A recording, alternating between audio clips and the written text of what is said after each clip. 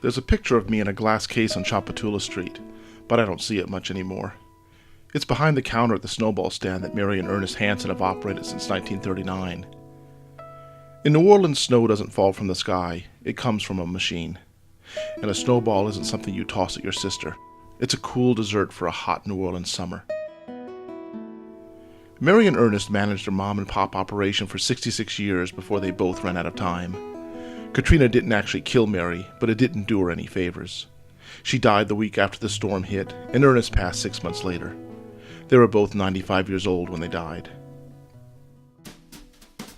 I will freely admit that my first snowball didn't come from Hansen's, but after I discovered the little cinder block building along the river, my snowballs only came from Hansen's.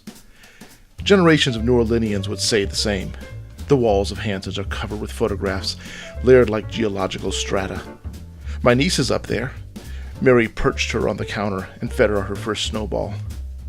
Children were born, grew old, and had children of their own, all documented on the walls of Hansen's.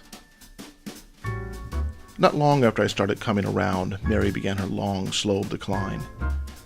She still smiled sweetly at me, but there was no recognition. But Ernest was, and always would be, as sharp as the spinning blades in his snow machine.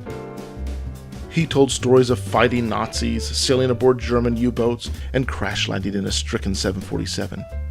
None of these things happened, and he knew it. He just wanted to see how outrageous a lie he could sell. Between stories, I watched them greet their customers, old and new, like they were the bride and groom in a receiving line. Ernest claimed to remember everyone who returned to the stand, and I heard him call enough of his patrons by name to be convinced. I visited the stand nearly every day it was open, eating cream of nectar or lemonade snowballs, and listening to Ernest spin his lies. Somewhere along the line, Ernest stopped accepting my money, but kept handing me snowballs.